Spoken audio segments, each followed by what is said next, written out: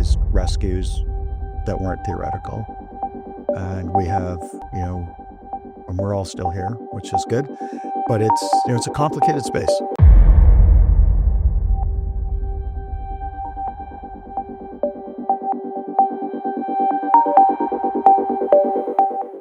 My guest today is a leader who's been at the forefront of technology and transformation in Canadian banking for nearly 2 decades. As Executive Vice President of Infrastructure and Modernization at CIBC, he's shaping how the bank's operations, infrastructure, and technology foundations power the entire life cycle of a transaction, from initiation and processing through risk detection and fraud prevention. Throughout his career across many roles in technology and operations, he's helped define the bank's approach to responsible AI, champion the signing of the Government of Canada's voluntary generative AI Code of Conduct, making CIBC the first major Canadian bank to do so, and led initiatives that have saved hundreds of thousands of hours through automation and intelligent design. Please welcome to the Iteration Lab, Dave Gillespie. Thanks, Mike. I'm thrilled to be here and really looking forward to our conversation. But maybe just start with a bit of some history about how we met each other. You reached out to me on LinkedIn, which is an incredibly hard way to get to me, and said you wanted to talk to me about autism. And that is a way to get in to talk to me. And, you talked about a need to bring, AI training to Jarvis and to help expand Geneva Center, and worked with us on both helping us build out our first adult training courses, and then through your help also helped us get funding, and you helped lead some fundraising events for us and stuff. So I want to thank you for your involvement and your personal passion to help diversity across the Toronto landscape. I really appreciate that. Thank you, Dave. Yeah. So what's on your mind, Mike? There's a lot on my mind, and I'm excited to get down deep. So first question, let's go back to way back in the day. What were you like as a little boy? So I would say, my younger years, I did a lot of outdoor activity. I grew up in either small town or rural settings. So, a lot of outdoor time, a lot of small S sports, so not competitive. So I did a lot of, skiing with my parents. So cross-country skiing in Manitoba, downhill skiing, which is an inherited passion, which my grandmother was the skier in the family. So she grew up in Colorado. So lots of those smaller sports and lots of sports in high school. So a lot of that academically, never really knew what I wanted to do. But, always did well in school, and then, did a lot of music as well. So music, sports, academics, and a very close, social group. So not huge, but always close. Always has been part of my basis. That's your lifeline. Yeah, but all of those things in balance, right? Like if you overweight anyone for too long, others suffer. And, so, now focus on family, health, a focus on, career, a focus on community, or things that hold me while still investing in sports and music and those things. Yeah. Well-grounded. I like it. So you've grown up in a technologically inclined household. What first sparked your interest in tech? That's what I'm curious about. And how did that curiosity evolve into a career? Well, I think I told my grade 1 teacher I was going to be an engineer when I grew up, but I didn't. But my father is an engineer. He was a metallurgist, as by training. My mother's a mathematician. They both worked in the atomic energy research, industry. So one, fascinated by what they did. At dinner table conversation was fascinating. People from around the world came to work with them and with the teams, and talking to them. So one, deeply educated household, deeply educated people I was always exposed to, and everybody like really pushing the edge of technology, right? How can we get more out of atomic energy? How can we make it safer? How can we store waste? And these were not just technical conversations, but societal conversations and, very interesting people. And, so that was a huge part of my upbringing. So that set the tone for me. And then when the first VIC-20 came out, I had it and I was coding and I would record my software to a cassette player so I could reload it and keep working on it. So I had that. I think I had version 1 of the VIC-20. So An early adopter. I love it. You always got to scratch that itch. Yeah. You studied commerce at the University of Manitoba and later completed the Institute of Corporate Directors program at U of T, which is awesome. How did that foundation prepare you for a career that bridges technology, business, and leadership? So at the University of Manitoba, I started in the accounting program and, had the biggest mistake I ever made was doing well in my first year accounting courses and thought I'd continue on.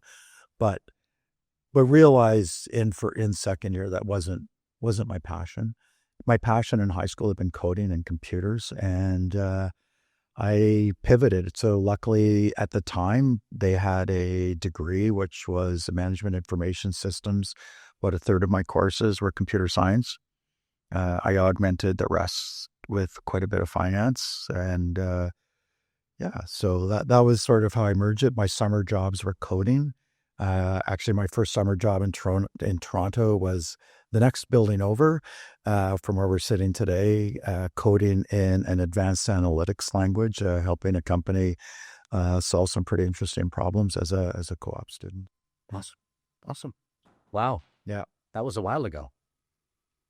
Maybe, I don't know. You've been touching that front very early on. Yeah. So that was the language not used today, but was well ahead of its time when it came out. It was a lot of fun. I learned a ton, and mostly learned from people of how to work together in a deeply technical environment. So the team was a combination, and when I say combination, each individual was a combination of data scientist, computer scientist, and mathematician. And they, the way they worked together and how much they enjoyed peer review and how much they enjoyed having their code reviewed by somebody else and getting insightful thoughts on how to improve really, really opened my eyes at that summer job. So. Awesome. You spent much of your career at CIBC, growing from IT operations to enterprise leadership. What were some of the defining moments in that journey where you realized you were moving beyond keeping the systems up to shaping how technology could deliver value? So I'd start with, when I first started, it was some time ago, I think, and availability was a desired outcome, but not yet there. And to deliver availability required us to rethink how we build things. So even keeping the lights on required discipline and better architecture and better design, because the ways to these things isn't just trying harder. It's really rethinking how you plumb things and build them. And I'd come out of huge scale IT. So I had come out of a role where I was leading teams across 60 data centers. So where scale mattered and where design mattered. So I really learned that before I joined the bank, that optimizing, standardizing, efficiency came from getting it right. Efficiency didn't come from tools. It came from a broader segment of getting things right. So bringing that, sort of global IT management mindset to CIBC, sort of where I started, and then moving into, really resetting what our platforms became and resetting how things ran on them. I had started my career as a developer, which I think always helped me in IT operations. So I always approached problems with the development side, and then thinking through like how often do I have to touch this thing, and if it's going to be a lot, then let's build it properly. If it's not, you may not, you might err on the side of speed, but generally things that we build, we want to change, we want to be dynamic, so rethinking those things. So it's sort of that type of a journey as we went in. And I've been so fortunate at the bank where they've asked me to do all kinds of things. So I left that role and went to support our distribution team. And at the time, distribution, involved our online mobile contact center and banking center at a time when they were all four of those were changing at a great pace. And it was just enormous fun to work there and develop the talent and develop the people to deliver it. Because that was, in that role, I couldn't stay in front of my directs anymore. So that was the role where I truly shifted into what I'd say more leadership and less me being the anchor point for how we think of the future, but really bringing a capability set and teaching them that working together and harnessing their superpowers was the way to move. Would you say that would be attributed through the technological understanding, through your technology background plus inquisitiveness and that desire to learn? So I am deeply curious, and to the point of it almost being my detractor. Like what I enjoy most is learning how big, complex things work, and then trying to understand how to rethink how they could work, or could they be better. And I have a need to constantly be working on huge problems, and that's the most important thing there is to me. So the fact the bank has let me continue to do that, and my latest journey, one with operations, is all about in the details. You can't be at a high level and wonder how certain large transactions occur. Like we have to actually be in it. You can't be talking about AI as theoretical as we're trying to build backbones that we can scale to enormous capacities. You said you're driven by producing client and shareholder outcomes. Looking back, where did that commitment to client and shareholder excellence come from, and how did it guide your career choices? So that's a great question. I like early in my career, I was fortunate enough to work for an organization that when you started, the first 6 to 12 months, they just took you and said, "You're not going to work with us," and they dropped you in the client. And that was my first job. So I started with one of the biggest tech companies in the world at the time, with 330,000 employees. I went there thinking I was going to do a bunch of tech. And they said, "Okay, you're going to go work for a company. You're going to go work inside the company." They said, "You're going to take over their systems and accounting. So you're working in the accounting department." And the accounting department said, "Okay, we're going to move you through every single function we have." I started doing journal entry. I, got involved in forecasting and planning. I worked with the strategy team. Like they literally put me everywhere they had. It was a fascinating company, like a company I still am deeply enthralled with. They're still an anchor point in Ontario small business and in the Ontario farming communities, and just loved it. But that was where it started, because I was in the clients. Like I worked at the client. I was essentially their employee. And then when I took over their systems, like I knew what they wanted, and I could envision what they wanted to accomplish, but I knew to ask, and I knew how to talk to them, and I knew to say, how do I put your needs, right? And the company I worked for was Texas-based, so the shareholder was always in the room with you. So I think that grounding of, always a lens to the shareholder, client first with a lens to shareholder, became a huge passion. But not to forget, like bringing all your stakeholders along. So, at CIBC, we balance across all our stakeholders, and there are many. But if you get client and shareholder right, your employees will be happy, and you will have the capability to work with your communities as well. So those two become the anchor point. Okay, so speaking about community, you currently serve on the board of the Geneva Center for Autism. How has being a part of that personal connection influenced the way you think about leadership, responsibility, and building technology that respects people's needs? So I would just step back and say, my passion for Geneva Center comes from the fact that we were clients. So we have autism in our household, and we use their services, so as part of our journey with autism, we've used their services in a variety of ways over the years. And as I was hitting the stage where I wanted to give back, a dear friend of mine introduced me to the CEO of the Geneva Center, and I was enamored with the vision that Abe Everinitis had for the Geneva Center, and I wanted to be a part of his vision. So one, that part, and then giving back, for me, I wanted to give back in a way that made the most sense given my skill set. So being, able, coming from a large organization, I could bring governance, I could bring, a real corporate view to what they did as they were expanding rapidly.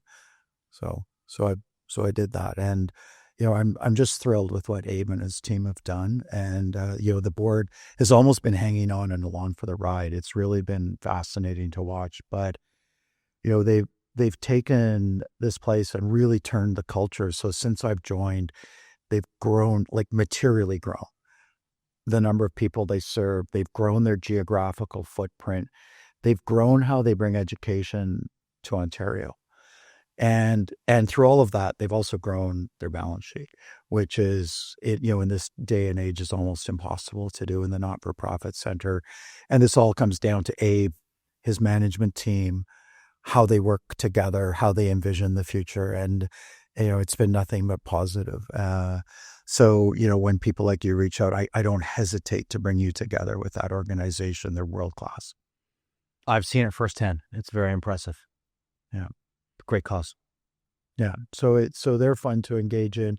And for me, like it is how I give back. And, it's hard, like volunteering's hard. And I commend anybody who volunteers in any capacity, because everybody has another whole gamut to their life, right? In a priority sequence, and putting that as a priority and making time for it and truly giving of your time and being present is hard. It's complicated.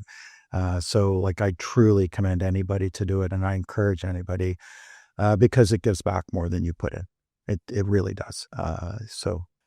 In our previous conversations, you've spoken about some of the hobbies that you've had outside of work. One of my passions on my own, backcountry skiing, for example. That takes planning, resilience, and adaptability. What lessons from those experiences have carried over to your professional life? So I mean, backcountry skiing is, and I do it both mechanized as well as hiking. So one, if you're hiking, you have to be in really good shape. If you're mechanized, you have to be in decent shape. But so one is, as a guide for me is to pivot, and, I've decided to focus more on that side of my life. So I'm, trying to get in better shape as we're working through it. But one is, you need to prepare your whole self for it.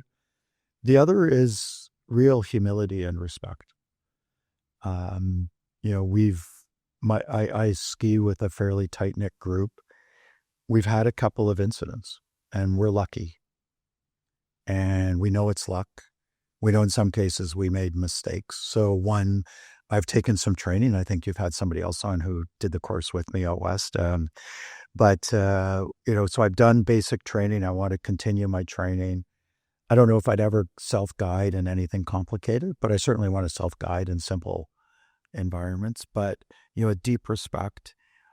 And, I know my role. Like I'm the one in the party who doesn't get excited when I look down at something. I'm the one who'd be willing to say, this isn't the right day to ski this. We're going to go back. We're going to do and so I'm the one who can give that insight and work with the team. But I have organized rescues that weren't theoretical. And we have, and we're all still here, which is good. But it's, it's a complicated space. but I love it. I love being in the mountains. I love being there in the summer. I love being there in the winter. I just love the mountains. It's a huge passion of mine, which came from my family. Right? So I love it. I can see how a lot of it in that world can be applied into your professional worlds. The pressure. the willingness to say the risks don't make sense. The willingness to not do something is way harder. But when you're dealing with your clients, with their life, with their livelihoods, with their money, right, with their reputation, you need to put that before your own needs. And I think if you do that every time, respect that, and respect your shareholders, you do it. I don't think you need to worry about regulators if you get those two things right, because I think the regulators were kind of saying, yeah, that's what we were hoping for. Yeah. I love it. Thank you. Earlier, we chatted about your transition from IT operations to leadership. Who helped guide you through that change? Were there mentors or leaders that made that early impact? I've had many, many mentors through my career who have helped, and some on the technical side, some on the leadership side, some that I've observed. And I'd say, at a senior level, like, people have superpowers. And the trick is to figure out what they are and monitor them and watch and see how they do them. But also, respect that everybody has flaws. So, sometimes you see people try to emulate leaders and they end up emulating the flaws. And that's really unhelpful, because if they didn't have the superpower, the flaws may be all that you see. So one was a deep, I was always introspective about myself, but also introspective about people that I admired, because nobody's perfect, and being careful to not harness the things that could be damaging, but what are the great things? So how do you get the team motivated and driving forward?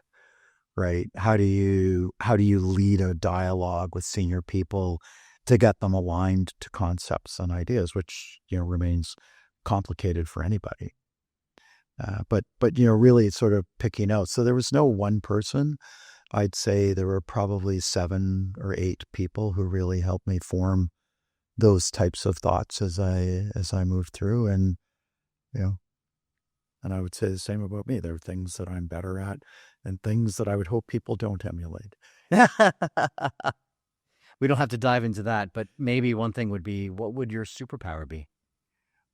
So, like, I used to think it was my ability to solve problems, but it's not.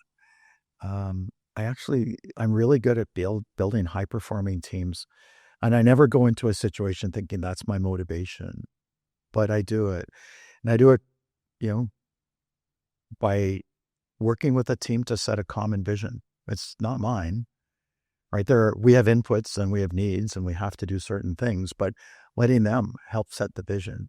And we might course correct and we'll seek input. And, and once we have that, then how do we get there? And letting the teams gestate and letting them know.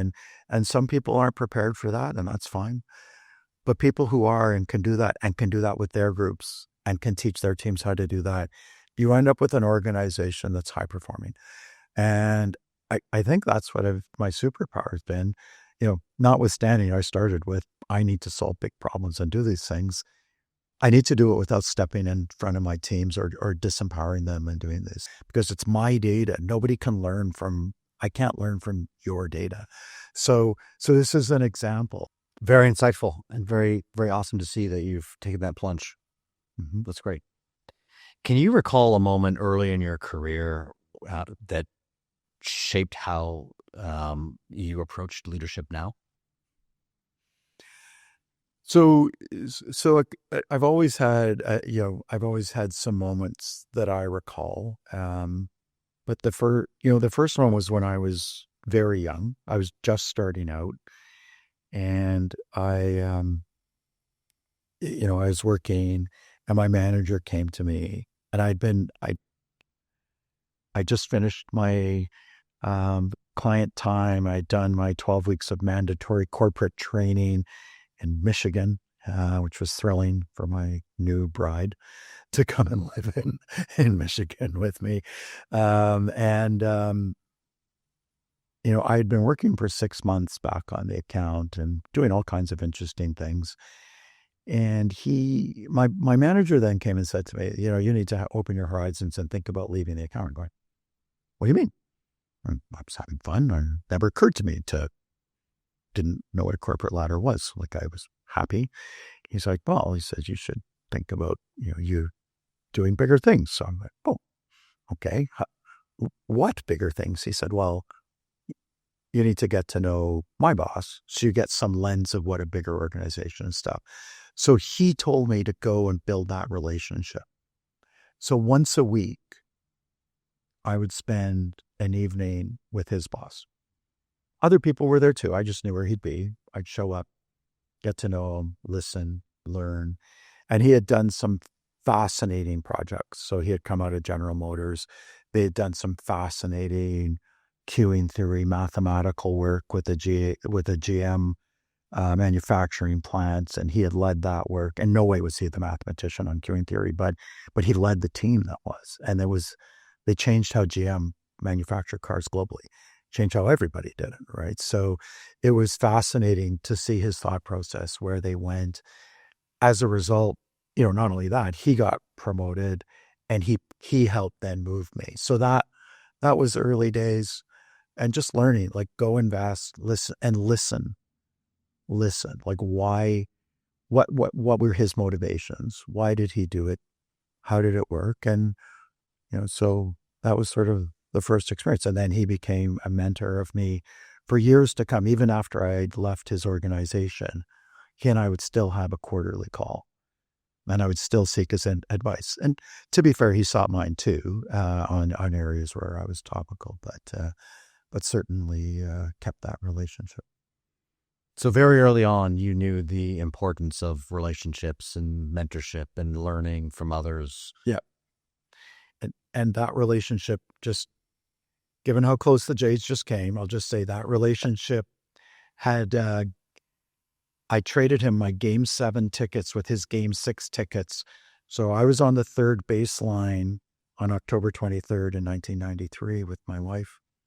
Wow. And he was at a hockey fundraiser, and he sold my tickets for hundreds of dollars when the game was still tied. That is cool. Talk about payback for an early investment in a relationship. Wow. Yeah. What a game. Yeah. Dave, personally, when you think about who's influenced your leadership style, does your family experience, especially parenting a child with autism, does it shape the way you lead with empathy, or advocate for colleagues, clients, or shareholders? I think lots of those things do. Like, there's lots of inputs to how you lead, how you show up. I do lead with empathy. It doesn't always feel like that to everybody. We are running a business, so I'm pretty adamant, but the health of the whole team is needed. So, like, show up personally for people, make sure that you're there to support them. And the team isn't just the people who work for you. The team is, the people who are around you, above you. It's a broad team. So, yeah. So I think, lots of my, influences have helped with that. In my house, my parents would drop anything, to help their friends, their family, to show up for others. So I just observed it, and just never occurred to me not to do it. And at home, I have a great role model. My wife is a great leader in the small community we live in. And, she gets personally engaged when families have issues in our community. And, watching at home too. Like, my wife votes with her time and her feet. So. Yeah. Lead by leaning in. Mm-hmm. I love it. No better way. Yeah. We've covered a lot of ground, but now we're going to loosen things up a bit. Welcome to the fork in the road. So we have a quick round of this or that questions, and this is to see where your instincts take you. Sounds good? Let's go. Okay. Early bird or night owl? Night owl. I knew it. Tell me more. I get up early and work out, and I go to bed early. That is not my natural state. So it's funny, in my house, that's my father's natural state. I think my mom's on a 25-hour clock and wants to stay an hour up later every day, but my mom and I are aligned. I would much rather be up till 1 and sleep till 10. Once we had kids, like my wife and I were like, realize that's not going to work, and I need to work out before I go to work. I need to get that going. Like, I just find my creative juices fire when I work out in the morning. So I get up super early and do that and get in. But my natural state would be, stay up late, and get up later. But, things I like to do, like skiing and biking and hiking, you got to be up before the sun's up, like way before the sun's up. And a lot of those things I start with night lights on or headlights, so that, if you want to do a long hike, you better be out like cracking, so that if something happens, you have time to resolve, right? So, yeah. Cool. Coffee or tea? When I first saw that question, I would have said coffee, but I've recently been introduced to tea that I like. So I had some high-end matcha recently, so I'm kind of a in-between guy right now. I drink some exquisite matcha that we bring in from a few different places in Japan, and I also have my coffee each day too. So I'm like one of each right now. Okay, in between. I got to get that matcha. I got to get that brand name. I was in Japan, and the matcha stuff they had there is amazing. Yeah, so, yeah. And they're not changing. They won't be bought out. The same family that's made it for centuries will still be making it centuries from now. Awesome. Mountains or oceans? Both. I lived on the ocean for 3 years. Every vacation I had growing up in the summer was backpacking in the mountains.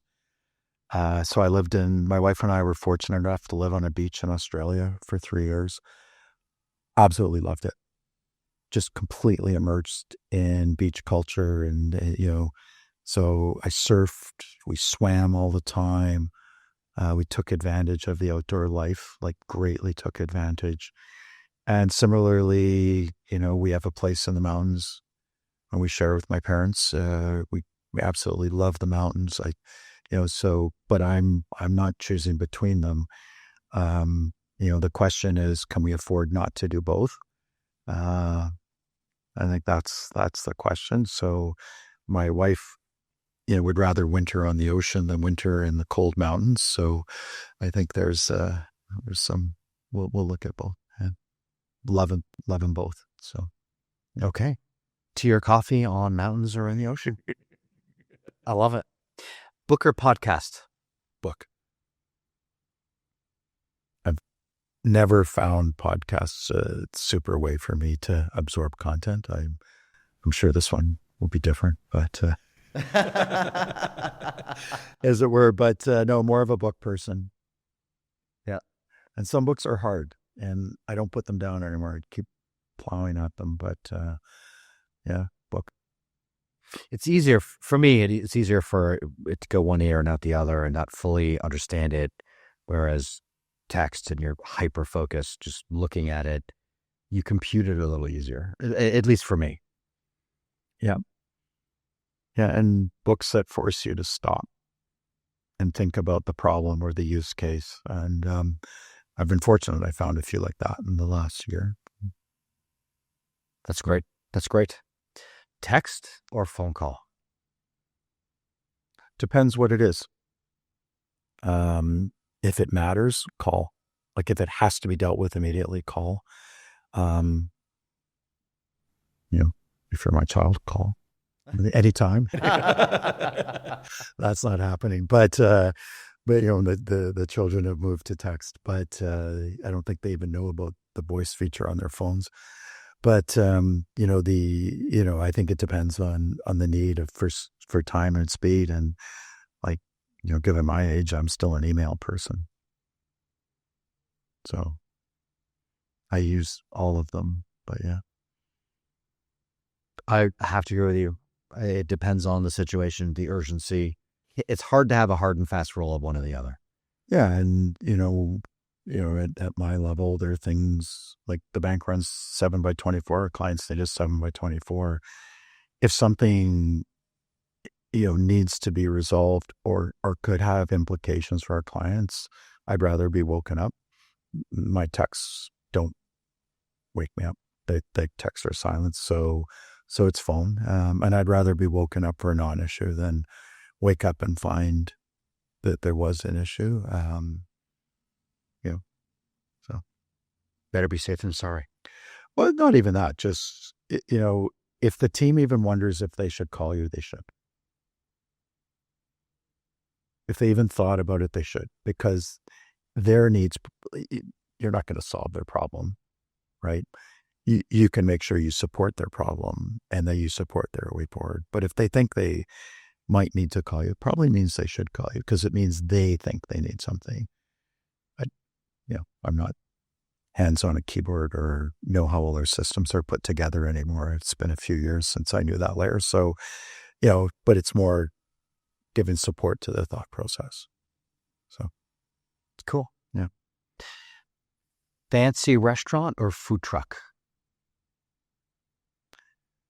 So I'd say fancy restaurant, but not with like the tiny little things. More like fancy but quality, but feeling more like home cooked, but fancy like home cooked. But yeah, I like I like that, and I like that some of the Michelin starred restaurants aren't just the tiny little things. And I enjoy that too, but it's not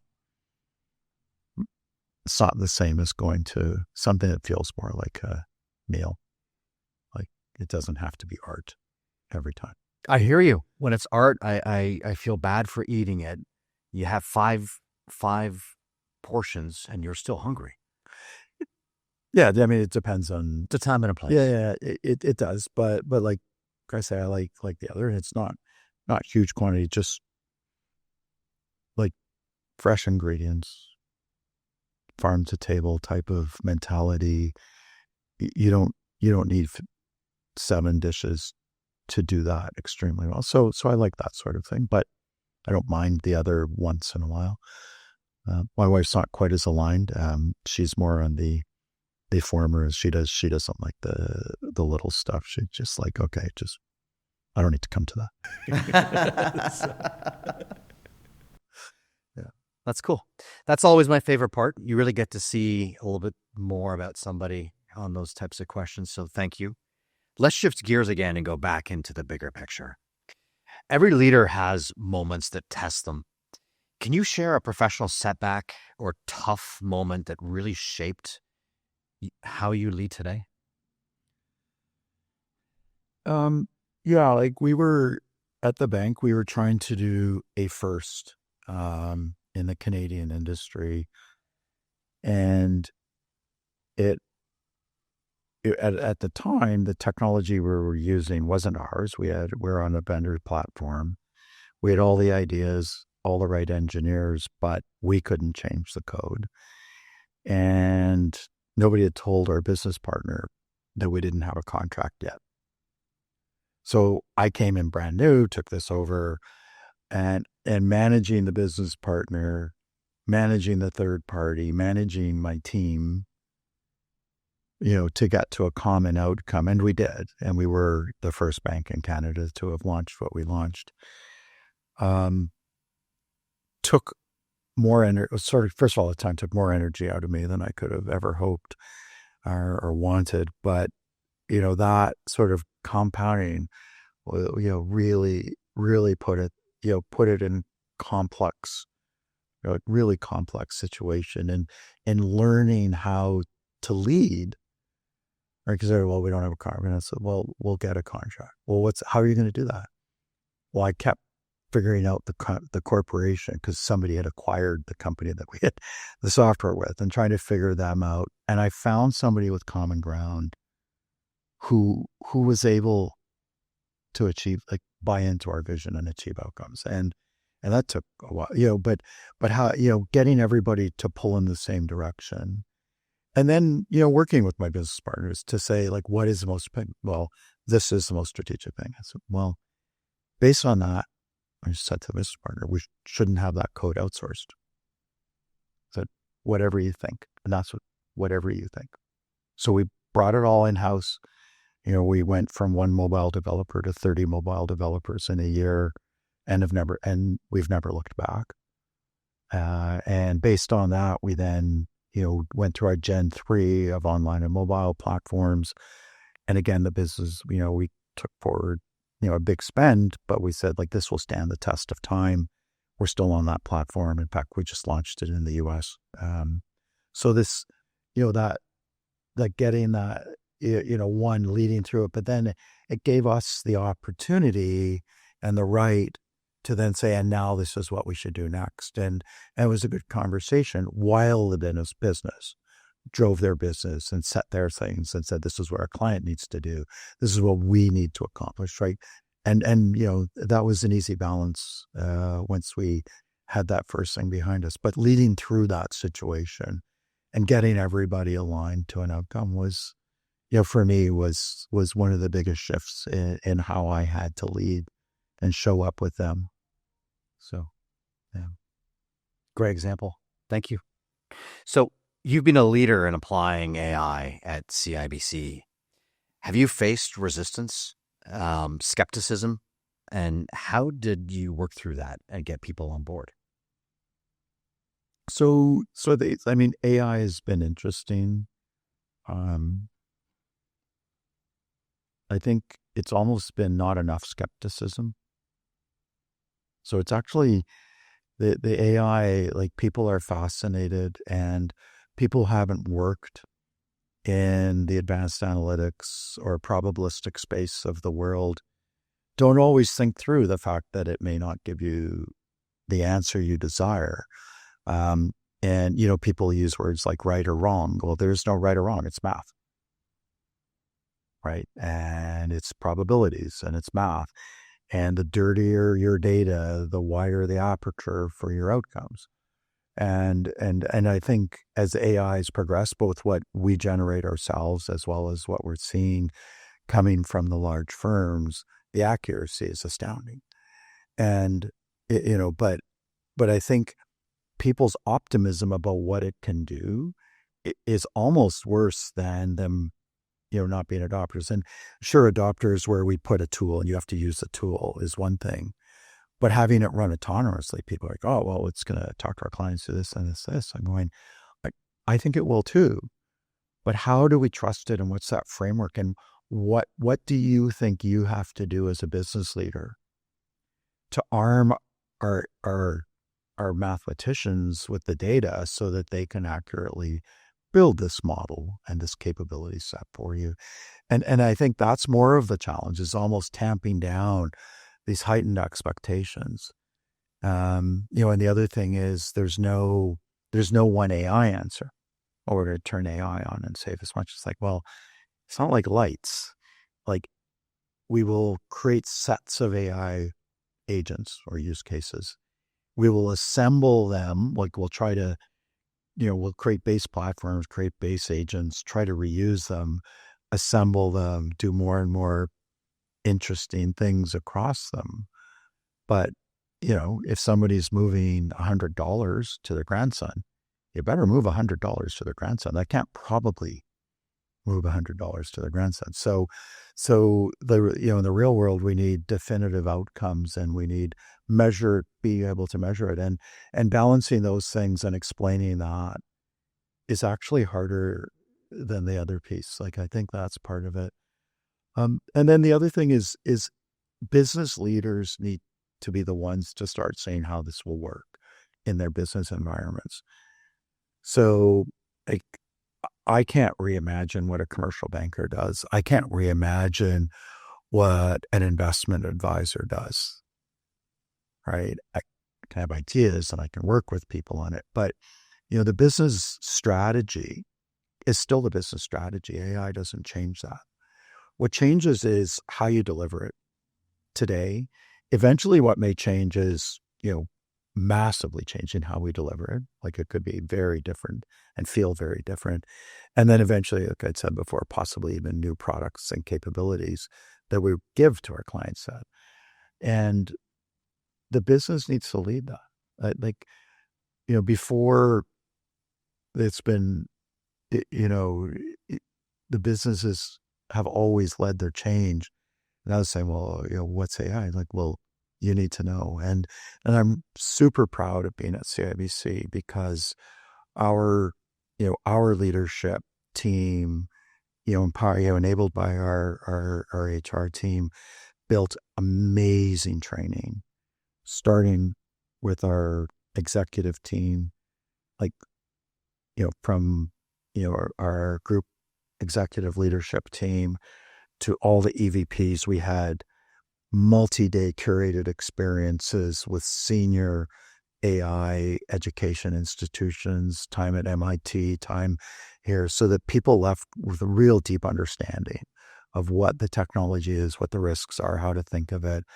And then we've done a full day of immersion with every single executive in the bank. And we've recently launched a 1-hour AI course. What is AI? What are the risks of using AI? What's your responsibility when you use it? And then with some advanced techniques for getting the most out of it.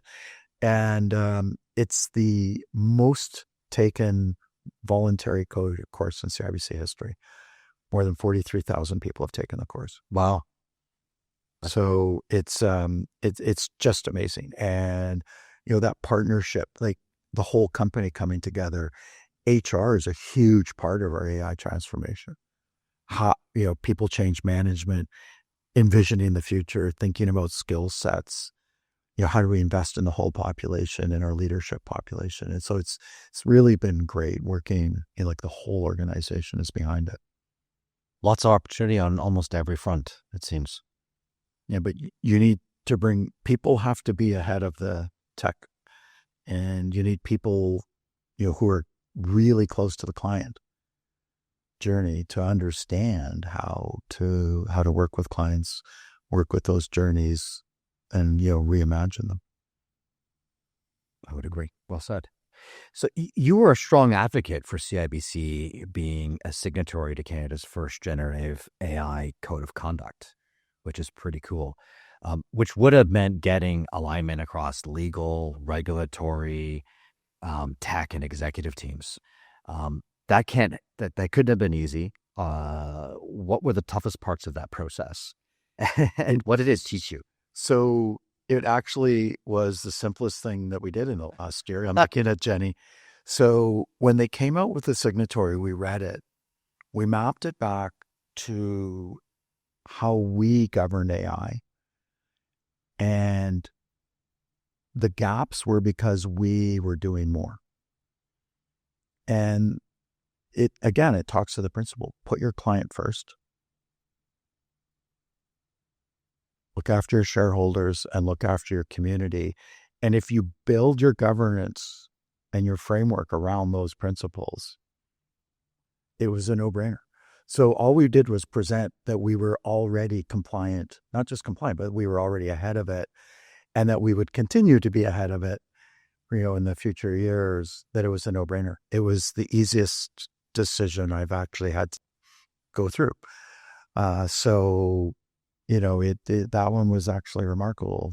But, we had a robust AI framework. We have a robust governance process, both in how we evaluate novel use cases, also in how we govern together. So, AI is democratized. There are AI teams all around the bank.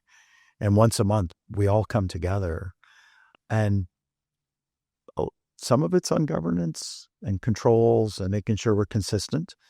But most of it's on new ideas and new capabilities and people sharing what they're building. And there's a super strong community. People are so interested in new ideas and then pattern matching. Well, if you can do that, how can I do this? Or if you've done that, we couple it with what we've built, how would we think of that?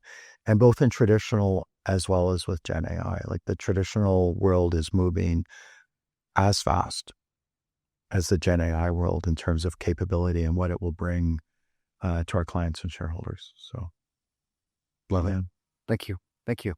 So far we've talked about professional challenges, how personal experiences like advocating for your child or serving with the Geneva Center also changed how you respond when things don't go as planned. What are you most excited about in your current role, and how AI and infrastructure are evolving in CIBC right now? so I think right now in the current role, like it feels like we've built a lot. What I'm most excited about is, what I think we look like in a 5-year horizon. And so understanding that, working with our business partners, understanding what our bank looks like in 5 years I think it's an exciting story. And our business leaders, like every single one of them has a component of AI to deliver on the outcomes they want to deliver on. And so they've reimagined their strategy differently because now they can enable it with AI. So seeing that transformation is one very exciting. And then, seeing what we can build. And we've built core capability that allow us to do certain things very rapidly. We have a lens to what we still need to build as core capability, and the business is on board with letting us build it. And, so building, base capability that doesn't pay off in any one thing, but will support hundreds of use cases, it remains important. Feeling that the bank is aligned to how we do that and what we want to build, I think it's extremely motivating. But not just that, but seeing then what are the outcomes. So our operations team started deploying AI agents running autonomously in operations before COVID. The outcomes we deliver where we've been doing that are, we benchmark ourselves regularly versus our peer groups. We're winning because we have this mentality of doing this. And that mentality is at every layer of our organization. People, it's not just that they feel empowered to change their, change how they do things. They know it's expected of them. So, so that mindset pervades the whole organization. So I'm very confident as we're doing this, that the whole bank is going to shift. And in 5 years, everybody will feel empowered to drive the changes they need, because the speed we need to move at, everything can't bubble up to a decision, bubble back down. We need the agility of letting people who are closest to their clients drive the outcomes they need to. And that leads to the next question. AI is evolving fast, very quickly. And you've said the future of AI in banking is on that trajectory. How do you see CIBC leading the way in responsible AI, and why is that important to you? So I think so how we've approached it at CIBC, to align with all the global regulations as well as legislation, is really stepping back and taking a transverse risk approach. There is no AI risk, but AI affects many, many risk stripes. So we've built out risk assessment processes and risk tracking and monitoring controls for the enterprise. And we've brought the whole organization together on that. So, so our privacy office, which is one of the most important things as we look at this, because the ability to take mass amounts of data, is now so easy. And the first question is did our client expect us to do that with their data? And, it has to be not just, well, we have the legal right to do it. It's, would our client have expected us to use our data that way? Because we're expanding faster than we can change our client consent. We're doing things that you might not be able to explain to a client. So you need to always ask yourself that question. You have to be legally able to do it, but also, would the client have expected you to do that with their data?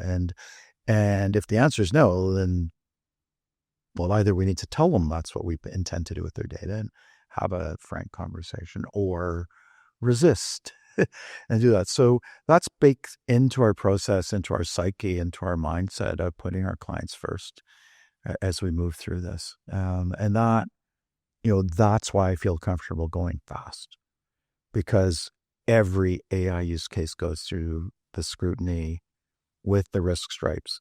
And the people who evaluate that work in all parts of the bank. So they bring their expertise to bear when they evaluate these pieces. Love it. So you've also talked about AI freeing up people from routine tasks so that they can focus on high value work. What does that look like in practice for both team and members and for clients? So in operations, what it looks like is a pivot from toil to more engineering. So we have, we were running, our view of the future of the operations team. So today we have 300 people that I would call operations engineering. So not software developers, but low code, no code, designing, working side by side with software developers to re-envision the future. So as we go, there'll be less toil. And so we had always optimized, things that were deterministic, and we had automated as much of that as we could. But now AI lets us tackle, unstructured data in the same way we tackle structured data. We now have methods, platforms, et cetera. So we just assume that's done. It'll take me years to finish it, but that's happening. So now, as we do that, the toil of this menial sort of activity will drift away. We'll have more of these higher end functions. And I think you see a pivot to, more and more soft skills in a bank, with also a growth in the people who deliver and execute. Mm-hmm. So that engineering, product engineering, operations engineering, and, getting to this environment, where we work together. And, one of the leading examples is actually how our AI team works with technology. The AI, given tool sets, we actually prototype things. And my AI enablement team, who owns a number of our core platforms, will prototype things. And then they actually deliver the prototype with code to tech to explain the requirements. Like so tech companies were here years ago, and we're seeing this merge. One of the top developers in the bank leads the business for digital, right? One of the top developers of the bank leaves the business for our AI platform expansion, right? So you're seeing this now merging of business and tech in a bank.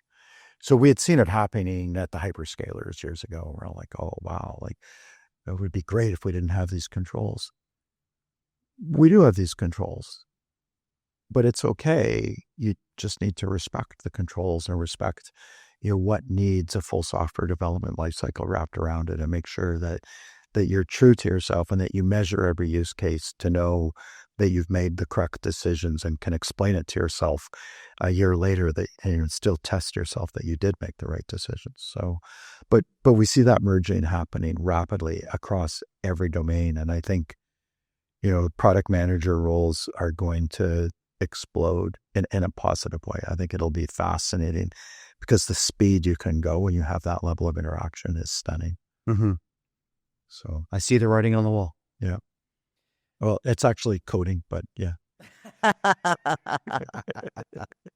So when you think about responsible AI, does your experience as a parent inform you how you think about technology, specifically taking into account inclusivity or being respectful of people's needs? I think with technology, it's been interesting. As a parent, my children are on very different ends of the technology spectrum. one much more a user, the other a builder. The one likes making physical things, which is good because that's work that will persist. as you think about, the shape of work will evolve just like it's always evolved. But the other, when I graduated from high school, my parents bought me a small car. I was the happiest person in the world. When my son graduated, he's like, what do you want? Oh, I want a computer. Okay, let's go to a computer shop. No, I want the bits of a computer and I'll build it myself. So we went out, we bought all kinds of things. And, and I like to read the instructions 3 times before I touch something that costs $1,000 just in assembling stuff. And then he looks up and says, we don't have enough ports for the fans. He's like, we're going to have to order this part. And then he'd go back and build. My job was to go be the procurement team and go and get his parts for him. So being informed was partly just seeing how they evolved differently, and what their needs were and how they did it. So like complete opposite ends of how they would work with it. And then one works with all the apps, the less technical one works with all the apps. The older one just doesn't care once they're built, wants to move on. All those different personalities. Yeah. They all complement each other. We all need it in every different way of life. Yeah. Innovation has long been a hallmark of CIBC. When you look at the next few years, how do you hope to see AI and modernization not just transition and transform banking, but contribute to Canada's economy more broadly? So I think, contributing to the economy more broadly is hard. I think, we want to create capacity so that we can give capital back and help growth. Like we want to help Canada grow. We want to be there for growth. We want to support, the Canadian economy and help that growth. And so some of the tools we're building are to help the teams who do that, right? So as an example, and then at a broader level, can we make it easier for firms to work with us so that they can spend time building what they need to build rather than, spending inordinate amounts of time, doing the mechanics of banking. And, I was fascinated. One of the banks I admire globally has a measure of time given back to client. And I think that's a great way to think about how are you affecting your client? So part of it, how do we give time back to our client? And then are we empowering them to do what they want to do? Right. So are we giving them the tools and the capital that they need so that they can succeed? I like that measure. That's great. So backcountry skiing is about navigating risk and uncertainty. 2 things leaders deal with all the time, of course. How do you see that mindset influencing how you think about the future in AI and banking? So navigating that isn't one person's job, it's a team's job. So one is like we have a broad number of people and teams who work together to navigate that risk versus reward and what level do we need to be at. But it starts with a deep respect of measuring outcomes and measuring accuracy and being able to do it. And, things that we're all so familiar with legacy, machine learning that we've all developed, we can monitor all kinds of data and information and, we can recreate things using other math models. Like these things don't exist. So building the harnesses, reimagining how you measure whether things worked has been a phenomenal journey. And in fact, we've never measured humans, but it forces us to now measure humans because we're doing A/B testing. And, people get things wrong. Executives far more than others, senior executives far more than others, but even in the toil work, we get things wrong. And so we have business controls wrapped around it, but there's always tolerance within business controls, and there's always things that may not cause issues. But when you're putting in automation, the what we worry about is that, humans may have normal distribution of errors, and there's a process error. They collect around a point, but generally think of them as being normally distributed. The worry with an automated solution is you may have the same number of errors, but they may hyper-focus on one space. And if you can't monitor and understand your error rates and get to a very discrete level, you may cause issues. So they need to hyper measure and hyper get in there. And, my first backcountry experience, where I was in what I would say was a serious environment. It ended up being the singular best ski day of my entire life. I was alone with a guide, and we had the biggest snowfall I'd ever skied in. We were on a ridge on a steep run, and he dug a pit, and the level, like, we did not leave. We did not go down until he determined it was safe enough. He said there's always risk. So, there's no risk-free skiing and fresh powder, but the level he went to, watching him, observing how he went through it, looking at him, look at the crystalline structure, which, and, how he tested where he went, and then his advice didn't leave me feeling as comfortable. It's like, when you turn right, look over your shoulder. But it was, that level, like, he got into it. It was like what I would describe as field level assessment before we stepped into it. And then testing, because, with unstructured data, the data variation is much higher than it is with structured data. So also respecting that you'll never get the same accuracy as we had with structured data, respecting it's not deterministic. So truly rebuilding your business controls with that respect in mind has to happen. So, this is where process engineering and people who truly understand their businesses comes to bear. And I love it. I love it how you put those two together. It makes a lot of sense. That's great.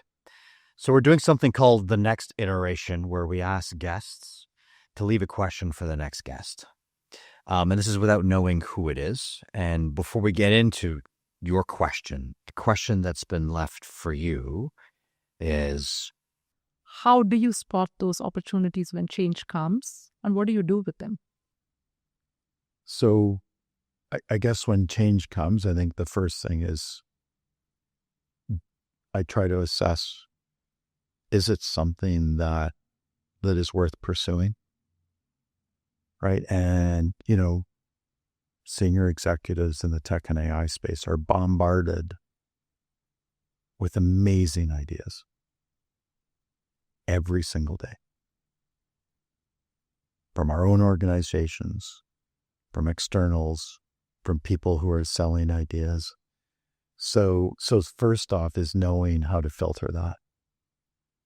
And then once you've decided there is something worth pursuing,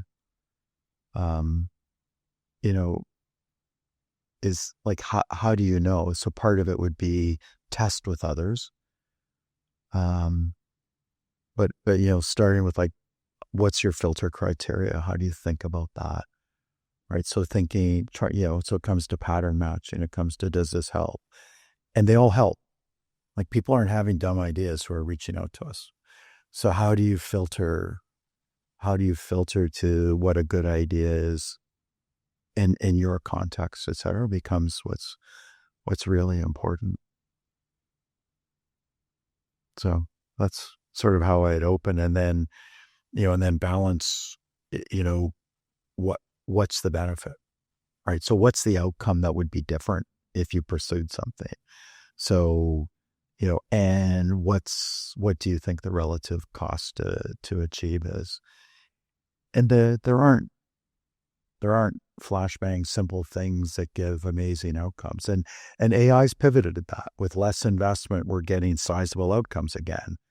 But legacy enterprises like banks have many, many, many, many systems with lots of integration points.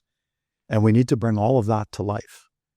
When a client signs onto our online banking platform, if they buy all our products, there would be over 10 books of records brought to life for them. You can't ignore one of them and have a great experience. So like respect, that layer, and then say, how do I bring that to life, and how do I make it, is it worth the investment across these things? Knowing that we can move faster. Tools that we put in people's hands, like we haven't put tools in people's hands, since Microsoft came out with Office, right? That was the last big tools. And then we've iterated, but that was the last big tool set. Now we're giving everybody AI, and it's been fascinating to watch how they use it. But that's sort of the next function. I think the next thing is to now look at, now say, like, how do we organize better around it? Like, what work archetypes better, benefit from what sort of patterns, and we'll all do that work. Like that's not novel. Everybody's doing that. But, but how do I get a sense of the cost, pain to implement versus what are the outcomes? And, the things that are going to have the most meaningful change are actually going to be hard to implement. Going to force us to reimagine our entire client journey, and potentially merge journeys we'd never thought of merging. Potentially, bring a cross-platform offer to bear, right? We have the ability to now start, like, how do you meet multiple, how do you meet a client's needs, right? That sounds exciting. It is exciting. And, the other thing is, how do you get everybody thinking like that? And we are, like, that's, you need to democratize that. You need to empower people. You need to let them reimagine, and you need to let them go do it. You don't need to check it every step. So that's what's exciting to me also, is how differently we're going to have to work to deliver this at a pace that our clients are going to expect. Right.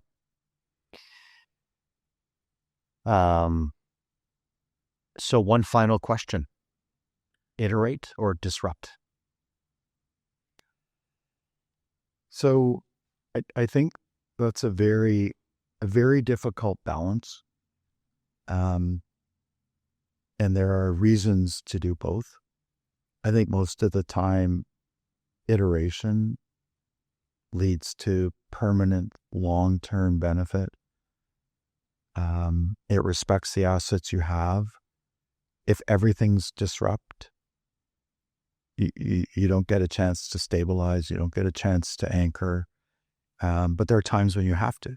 And I think knowing when to do which matters. But, invest in what you have and optimize what you have, is never a bad idea. Disrupt needs to have outcomes that you couldn't otherwise attain. And they have to be sizable because the risks are sizable. And, version 1 of AI is going to be iterate. We're just putting it in on our existing programs. Version 2, like I say, will be reimagine journeys.